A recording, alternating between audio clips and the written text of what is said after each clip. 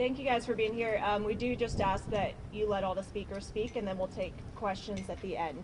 Thank you. Good morning. Thank you all for being out here today, and I really wish to thank all of our partners, both with the state of Florida, with the U.S. federal government, and also county and city that are participating in this. I think what is behind me is a collection of what we put to the task of solving problems in our community, and we can work with our state and our federal friends. It makes it so much better for the service delivery we can provide to our citizens. Unfortunately, gun violence has become all too common and too big of a problem in so many U.S. cities. And unfortunately, this summer, Pensacola was not a stranger to that gun violence. This summer, if you recall, we had the shooting, the innocent shooting of Miss Elizabeth Harris. And certainly, when I went to visit the family and was there with the mother and having to speak with her and her, in the sense of grieving and just trying to deal with what happens and to know that the individual who's responsible is brought to justice, I made a commitment at that time. Certainly, we are very proud of the work. Technical difficulties. We're very proud of the work that the city of the Pensacola Police do. But again, there are certain things that are challenges that we have in our normal everyday course, and those things to make a dent in some of the other problems that we need help.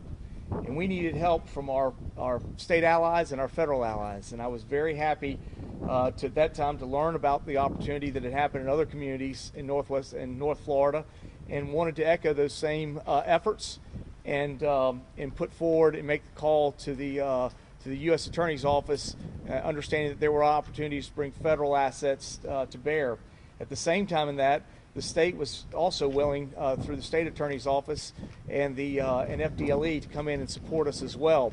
So we were very welcoming of those agencies to come together to create a operation called Protect Pensacola, and we certainly wanted to focus on gun violence.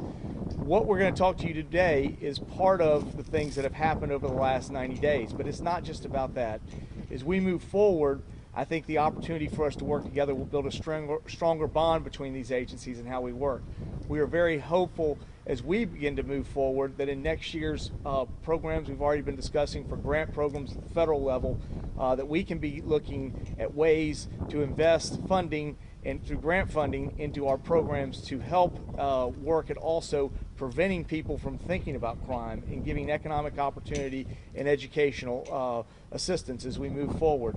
So again, those will be some of the things that we are here to talk about today, as some of the speakers will be talking about.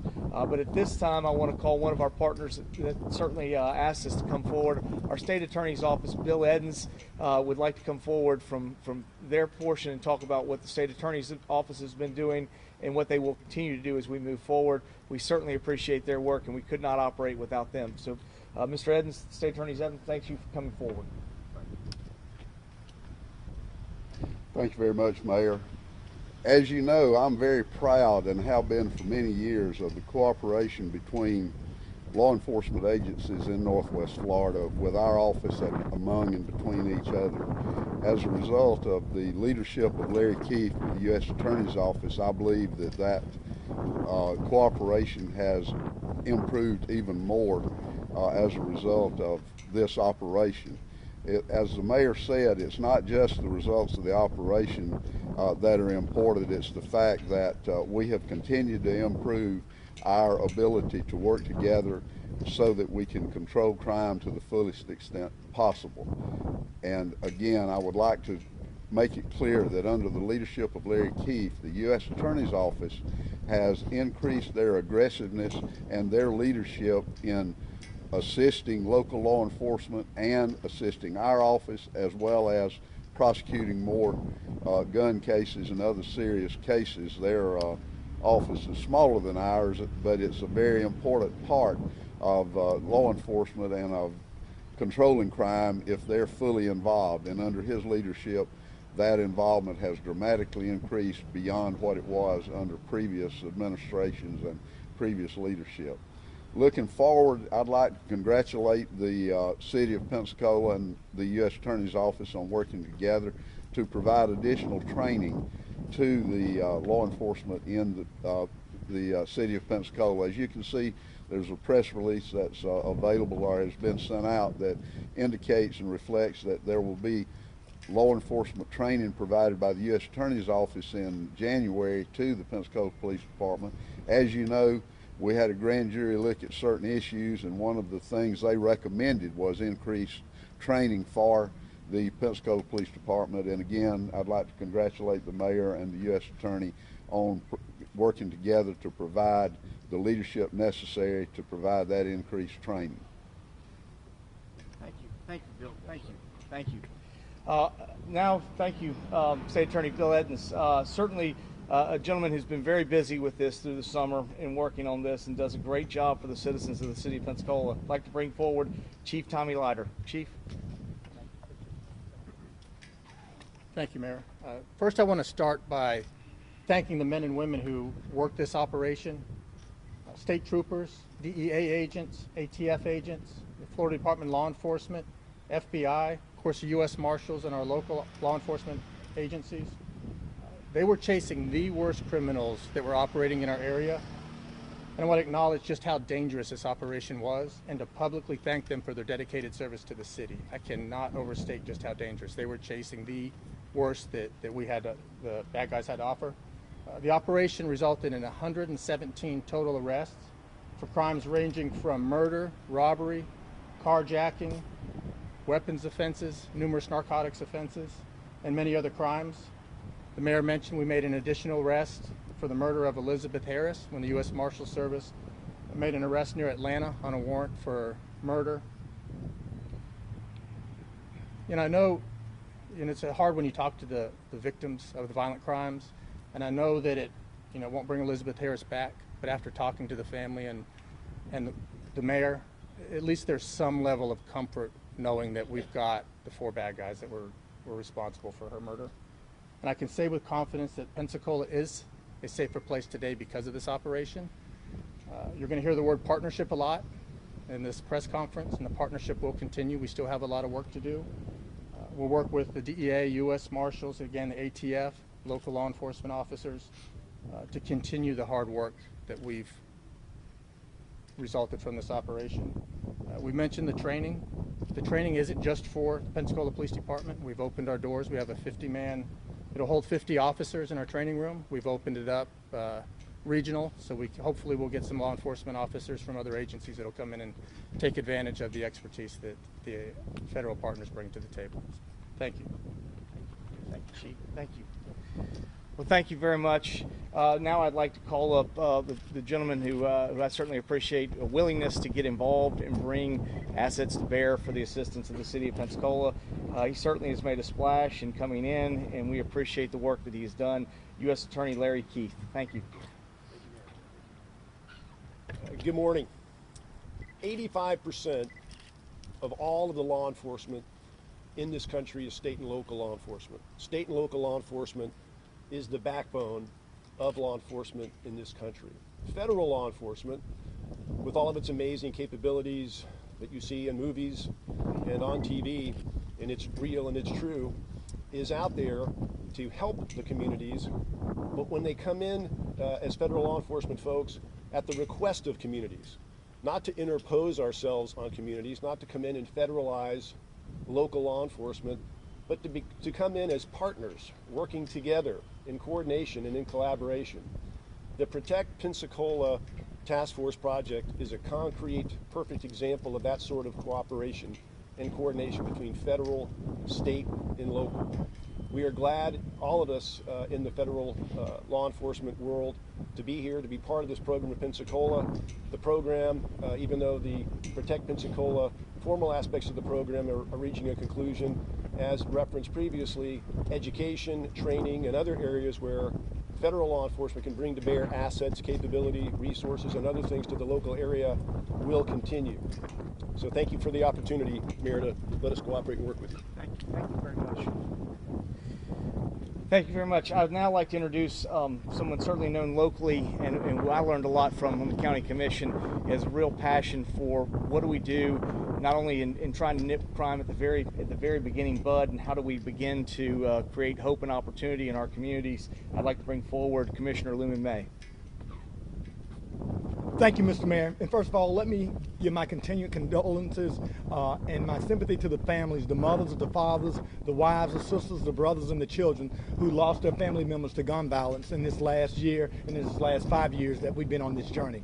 I want to thank the mayor for taking the leadership to say not only are we going to go after crime, but we're going to go after youth development and juvenile delinquency prevention programs by installing those programs. And we're very glad to be a collaborative partner with the feds. I mean, Attorney Keith coming in has made a difference in our community. Our state law enforcement has made a difference in our community. And we certainly understand that we're all in it together, whether it be the county, whether it be the city, whether it be the sheriff department, the city police, whether it be a citizen, a youth group, or a church. We're all in this together because we want to make this community a better community for all. So, Mr. Mayor, Attorney Keith, all of our law enforcement, thank you for your leadership. Thank you for standing in the gap to make Pensacola a greater place to live. Thank you, Mr. Mayor. Well, thank you again. In conclusion, what you see today, and certainly the impacts that Chief Leiter talked about, they happen because of partnership. The city of Pensacola could not have done this alone. We certainly appreciate the assistance we've received from the U.S. government, from the federal government, and from the state of Florida. As you heard the list of all the law enforcement that participated, it's an extensive list. And I think one of the most important part is what also was in there is just how dangerous this was and what we were seeing in our community. Now, again, the fight is never over. This is not declaring victory. This is saying we've been doing this, we're making inroads, but we are far from over. We will continue to keep to work, to put the pressure on, to continue to deal with crime, but we also are looking forward as we move forward, certainly in these grant programs as we go forward, how we can begin to invest in other programs that give hope and opportunity in other things so that people do not turn to crime and other violence that threatens our city and our community. But again, thank you very much for being here today. We're open for questions. And finally, I want to thank the participants today, because without their work, there's really nothing we could have done in the city of Pensacola without the work that they came in here and working together and a willingness to work together. When we do that, we can create great solutions for our citizens, and I really appreciate their efforts. So thank you to all those behind me, and we are here for questions for those in front of me. Dave. Yeah, when you say developing other programs, when you get the grant money, specifically what are the programs? We talked about some neighborhood safe neighborhood grants that we talked about last time that Attorney Keith was here. We're going to be putting some of those things together with their people. I think this summer the grant programs go through. What we'd like to do is we have an arts program that's beginning to flourish at Woodland Heights. We believe when we can take children, that's right next to the Pensacola Village, which is one of the places where we've had challenges with crime and other things. We believe if we can take those children, we can introduce them to arts and opportunities to find creative solutions that allows them to take those talents and do something else more productive with their life than getting caught up in thinking about crime. If we do the same thing that we want to do with an academic program at Fricker Center, and we have some funding there, we can find ways. We've done a great job, our Parks and Rec, at building strong bodies. I continue to say this at my press conferences. We want to build strong minds. If we believe we can give education, we can begin to break generational poverty. So these things that we're talking about applying for those grants, and I really appreciate the U.S. Attorney's Office making us aware and working with our staff as we go into next summer to apply for some of these grants. We think they can be very instrumental in helping us programmatically as we go forward. A notable absence up there right now is the Escambia County Sheriff, David Morgan. He's publicly stated his reasons for not being part of this task force, but do you feel this could be a truly successful operation, given that many of the shootings we've been seeing have been outside the city limits in the county's jurisdiction, and yet he's not part of this operation? All I'm going to say is this is an operation that has been focused on those who want to come together and work, and I believe we have made success and we have made progress. I was very clear that we have not made total success in what we've wanted to do, but we have made success here in the city of Pensacola, and we will always remain open to working with anyone in any way we can. I certainly know Chief Leiter continues to work with the Escambia County Sheriff's Office, but we will continue to work with anybody that wants to work with us as we move forward. We will continue to work with our state and federal agencies and anybody else who wants to work with us, and we believe we are making success. We haven't created total success, but we are having success. And yes. If anybody else ever wants to answer a question, I'm happy to. Anybody can speak to this. Two questions. One is, Operation Protect Pensacola officially over, or is the task force still ongoing? Also, you said, so you've made 117 arrests over the past 90 days, and you've spoken about long-term programs such as education, to reduce crime in Pensacola. In the short term, is it the belief of law enforcement that those 117 arrests will reduce the crime and other criminals will not maybe just step in and fill those roles in the short term? So a number of questions blended into that question. Okay. Let me just speak to one. And Mayor, you and the Chief are probably best suited to speak to the local impacts of the operation thus far. But the Protect Pensacola operation, to answer your question, it's phased. There are multiple phases to it.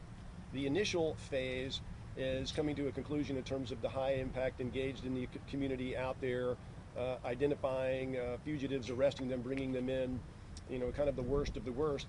Now it's a longer term investigative aspect where a lot of the resources and folks that were involved in the first phase are providing information about networks and organizations and other things that are leading to more long-term investigations. And then there's the community side of this, having to do with these grants and other resources, some of which come from the federal government.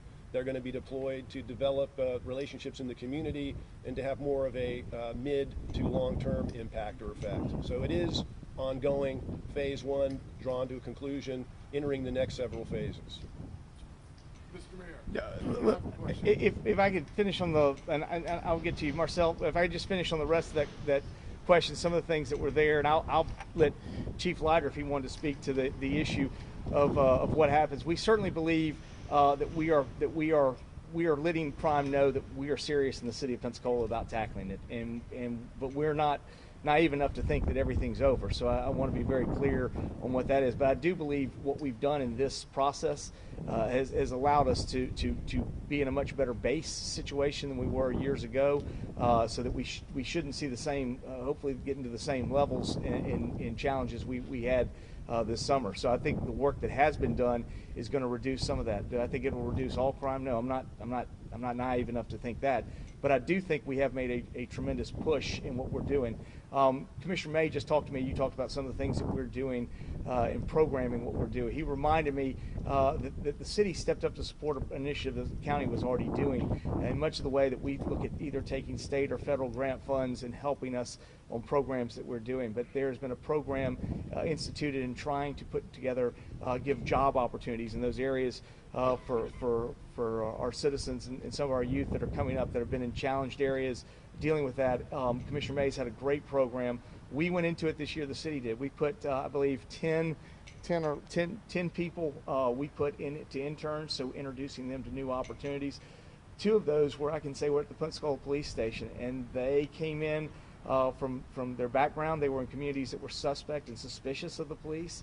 They said that, I heard the girl speak at the county commission, and she talked about how much she enjoyed being there and had a much better understanding of what the police were doing to create public safety. And I think so much of that is if we can figure out ways to continue to improve that. And I will say, Chief Leiter, that's been one of the things he's wanting to do. How do we get ourselves in the neighborhoods more so that they understand what we're doing, what we're trying to get done, and do it in a way where we can break down some of those walls of suspicion? That's a good thing. But again, it's not going to happen overnight. The 90 days that we just didn't solve it, but it's an ongoing process, and I believe we are so much further ahead today than we were 90 days ago. Marcel.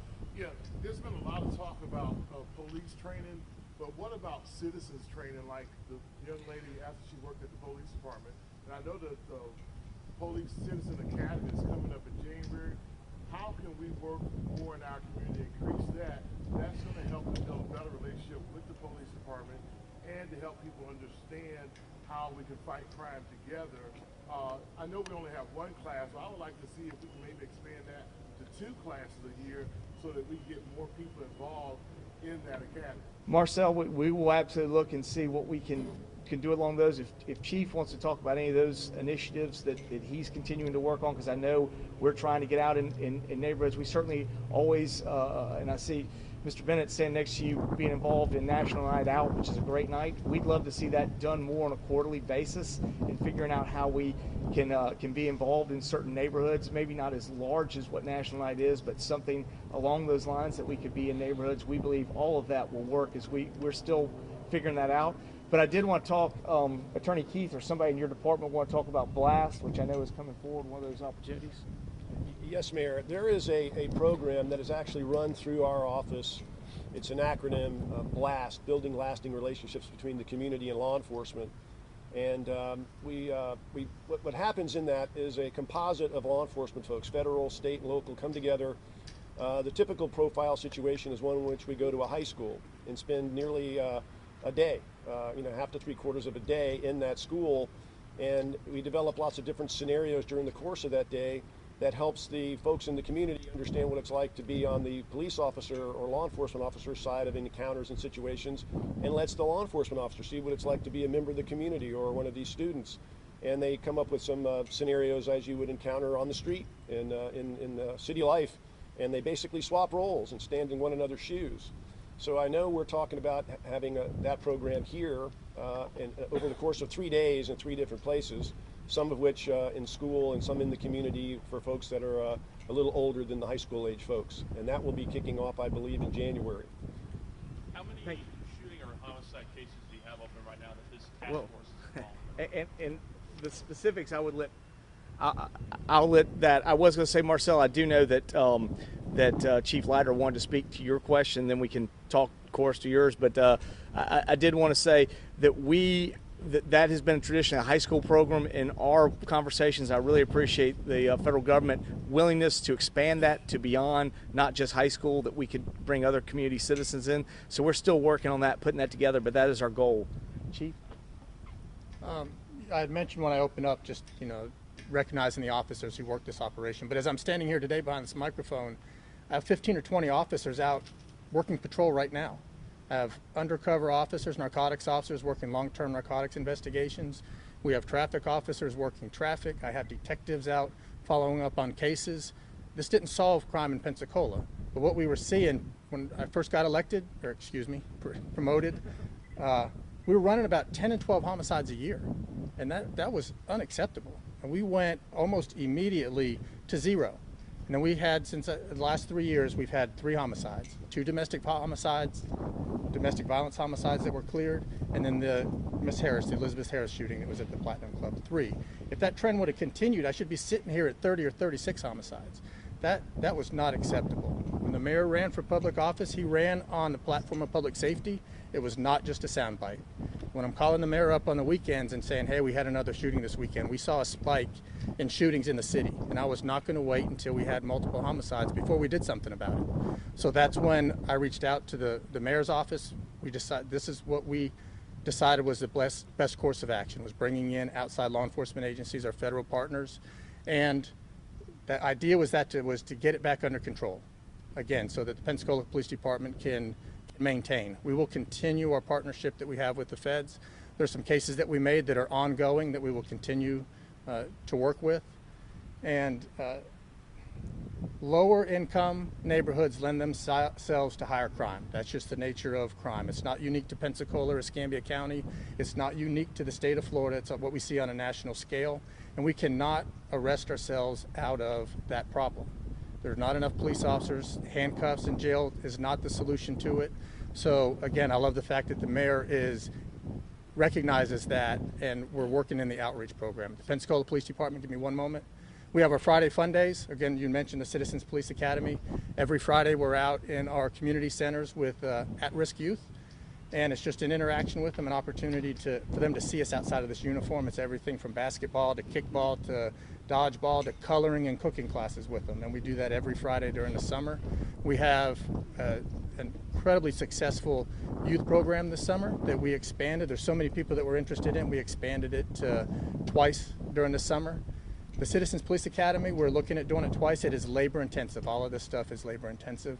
We have a waiting list for the Citizens Police Academy. It's incredibly successful, and we are looking at doing it more often. Just once we get our numbers up and we feel like we don't want to do it halfway. So we're gonna make the most of it. So with that being said about the economic problems in the community, when you go to the classes are not really made up of where the problem is with the economic community.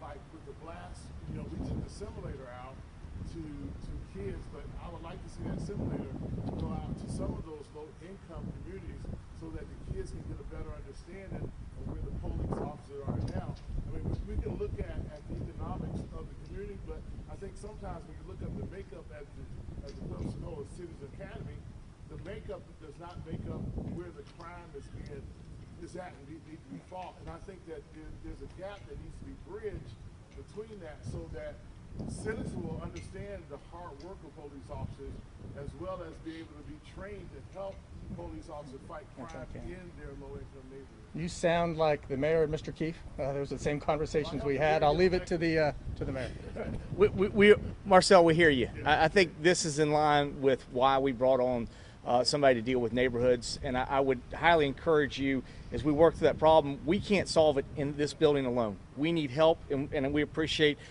people like yourself who want to help, and I would say that's where we need Mr. Powell, who deals with our neighborhoods area out there, and we need we probably need some help in his department that continues to keep us focused in making sure that we're doing that.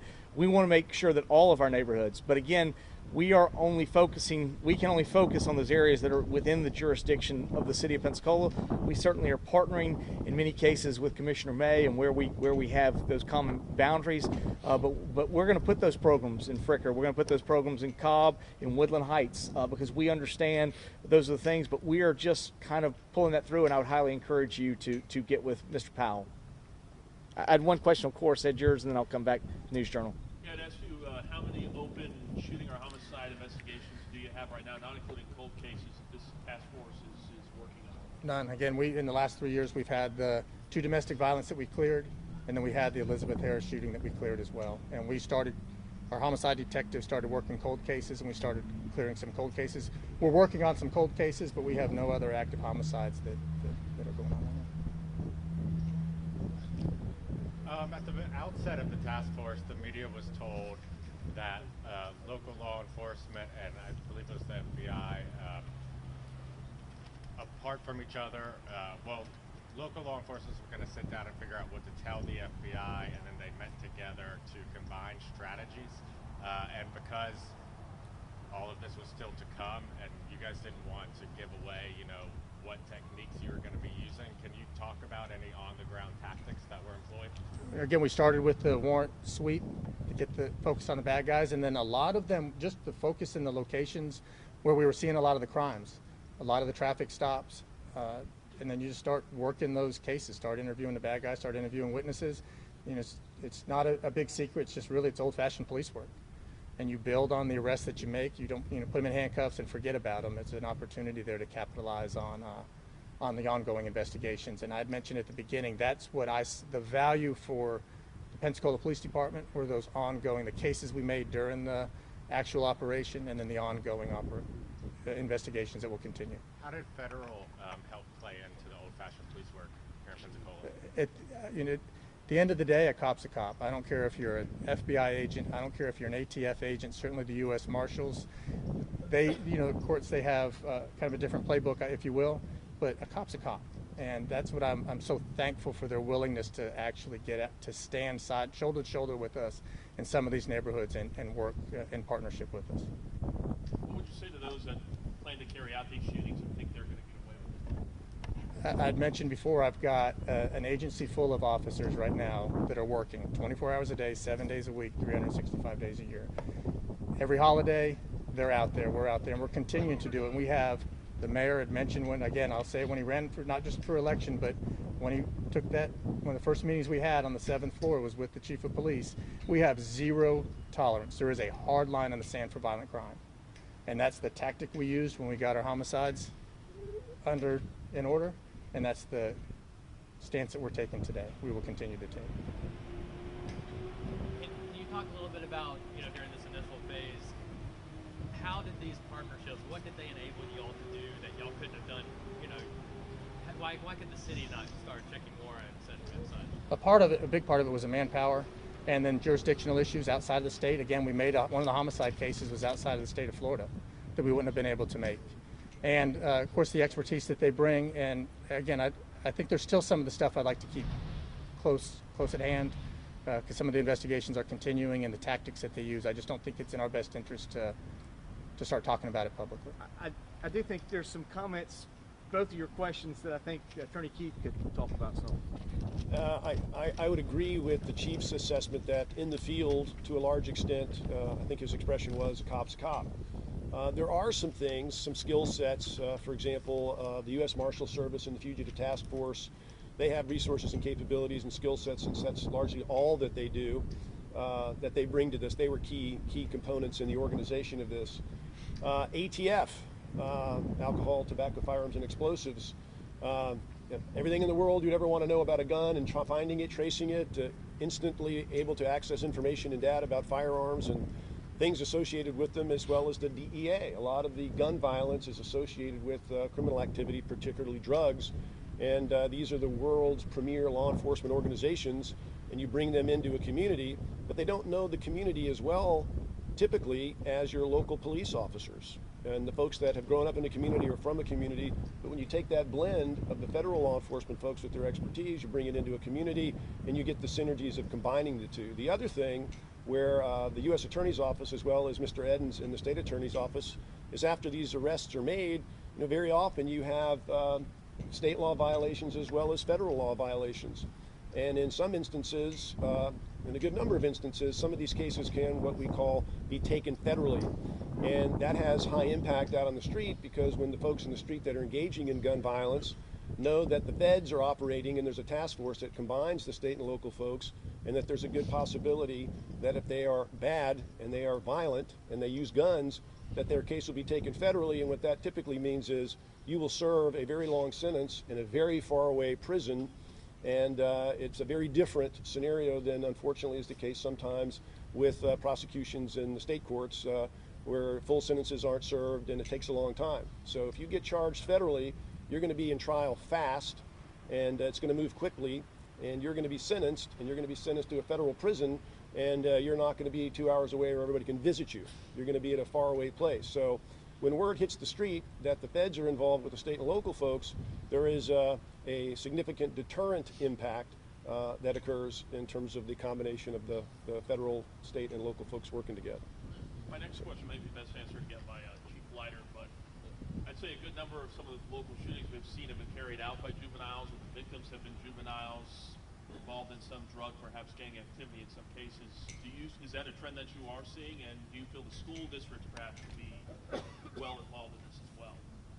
Yes, a lot of it is juvenile, a lot of it's narcotics. Most of the shootings that we have outside the domestic violence are driven by narcotics. That was a big focus of this operation, were some of the narcotics crimes.